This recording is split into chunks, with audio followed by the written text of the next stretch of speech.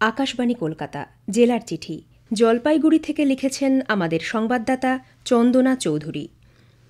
কথায় আছে বাঙালির ১২ মাসে ১৩ পার্বণ, সামনেই পৌষ সংক্রান্তি। গ্রামগঞ্জে নতুন ধান ওঠার পরে ঘরে ঘরে পিঠে পুলির উৎসবের প্রস্তুতি শুরু হয়ে গিয়েছে। উত্তরবঙ্গে সরার পিঠে বিশেষ সুপরিচিত। মাটির সরার মধ্যে চালের গুঁড়ো দিয়ে তৈরি হয় এই পিঠে। স্বভাবতই রাউত বাগানের পালপাড়া সহ জলপাইগুড়ির বিভিন্ন জায়গায় জোর কদমে চলেছে মাটির সরা তৈরির কাজ। তবে মৃৎশিল্পীরা জানাচ্ছেন এখন আর আগের মতো সরা বিক্রি হয় না। মাটির দামও যে হারে বাড়ছে তাতে অনেক সময় উৎপাদন খরচও ওঠে না। তবুও পৌষ সংক্রান্তিতে অল্প হলেও বিক্রির আশায় কাজ করছেন তারা। জলপাইগুড়ি রামকৃষ্ণ মিশনে শ্রী শ্রী মা শারদার ১৭১তম জন্মতিথি উপলক্ষে ভক্তদের ভিড় ছিল দেখবার মতো। সকালে মঙ্গলারতি ও বেদের মন্ত্র উচ্চারণের মধ্য দিয়ে অনুষ্ঠানের সূচনা হয়। শারদা মায়ের জীবনী ও বাণী পাঠ, ভজন, হোমযজ্ঞ, বিশেষ পূজার্চনা, প্রসাদ বিতরণ সহ নানা কর্মসূচিতে ভক্তরা যোগ দেন। মিশনের সম্পাদক স্বামী শিবপ্রেমানন্দ মহারাজ শারদা মায়ের জীবনের বিভিন্ন দিক নিয়ে আলোচনা করেন। মাল ব্লকের আদর্শ মহাবিদ্যালয় প্রাঙ্গণে গত ১৮ থেকে ২৪ ডিসেম্বর ৩৫তম জেলা বইমেলা অনুষ্ঠিত হল। মেলার উদ্বোধন করেন সাহিত্যিক প্রচেত গুপ্ত। সাংস্কৃতিক অনুষ্ঠানে অংশ নেন শাশ্বত চট্টোপাধ্যায়, অদিতি মুন্সী সহ বিশিষ্ট ব্যক্তিবর্গ। মোট ৬০টি স্টল বসেছিল এবারের মেলায়।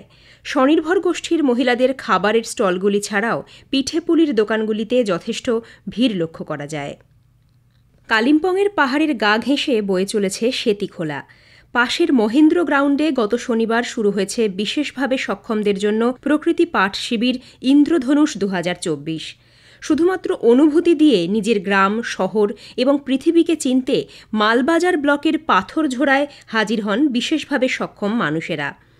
North Bengal council for the disabled পরিচালিত শালুগাড়া ডিমডিমা বস্তির প্রেরণা এডুকেশনাল সেন্টারের উদ্যোগে আয়োজিত এই শিবিরের উদ্বোধন করেন জেলার সমাজ কল্যাণ আধিকারিক প্রণব বিশ্বাস এবং জেলা শিশু সুরক্ষা আধিকারিক জয়দীপ ব্যানার্জি।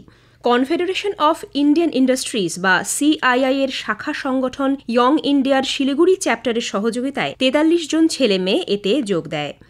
৩ দিনের এই শিবিরে অংশ নিয়েছিল খোলাচাঁদ ফাপড়ি প্রাইমারি স্কুল এবং ভুবনমোহন জ্যোত বুদ্ধ ভারতী স্কুলের পড়ুয়ারা। পলাশ, সেগুন, শিমুল প্রভৃতি গাছের নামে মোট ৭টি তাঁবুতে রাত কাটায় বাচ্চারা।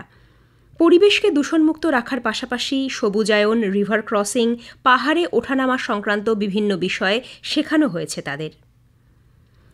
জলপাইগুড়ি শহরের সরোজেন্দ্র দেব রায়কত সাংস্কৃতিক কলাকেন্দ্রে গতকাল ৩ দিনব্যাপী জেলা আয়ুষ মেলার সূচনা হয়েছে। জেলা স্বাস্থ্য ও পরিবার কল্যাণ বিভাগের আয়ুষ শাখার পক্ষ থেকে আয়োজিত এই মেলা চলবে আগামী ১০ই জানুয়ারি পর্যন্ত। এবছর আয়ুষ মেলার ২য় বর্ষ। উদ্বোধনী অনুষ্ঠানে উপস্থিত ছিলেন জেলা মুখ্য স্বাস্থ্য আধিকারিক অসীম হালদার, পদ্মশ্রী মঙ্গলাকান্ত রায়, জেলা পরিষদের সভাধিপতি কৃষ্ণা রায় বর্মন প্রমুখ। মেলায় হোমিওপ্যাথি থেকে শুরু করে অ্যালোপ্যাথিক ও আয়ুর্বেদ চিকিৎসা পদ্ধতি নিয়ে মানুষকে সচেতন করা হচ্ছে। যোগাসনের উপকারিতা নিয়েও তথ্য তুলে ধরা হচ্ছে এখানে। থাকছে সাংস্কৃতিক অনুষ্ঠানও। চলতি সপ্তাহে জলপাইগুড়ি জেলা পোস্ট অফিস পরিদর্শন করেন সাংসদ ডা জয়ন্ত রায়। কিষাণ সম্মান নিধি যোজনার সুবিধে খুব সহজ পদ্ধতির মাধ্যমে সাধারণ কৃষকদের কাছে পৌঁছে দিচ্ছে পোস্ট অফিস। সাংসদ এ বিষয়ে বলেন, প্রত্যেক কৃষক নিকটস্থ পোস্ট অফিসে গিয়ে নিজের আধার কার্ড ও মোবাইল নম্বর দিয়ে এই প্রকল্পে নাম নথিভুক্ত করতে পারবেন। শীতের মরশুমে জলপাইগুড়ি থেকেও দেখা যাচ্ছে ঝকঝকে কাঞ্চনজঙ্ঘা।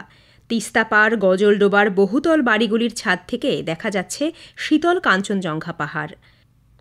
অপার প্রাকৃতিক সৌন্দর্য উপভোগ করতে ভিড় জমিয়েছেন পর্যটকেরা। জেলার চিঠি শেষ হল। জলপাইগুড়ি থেকে পাঠিয়েছেন আমাদের সংবাদদাতা চন্দনা চৌধুরী।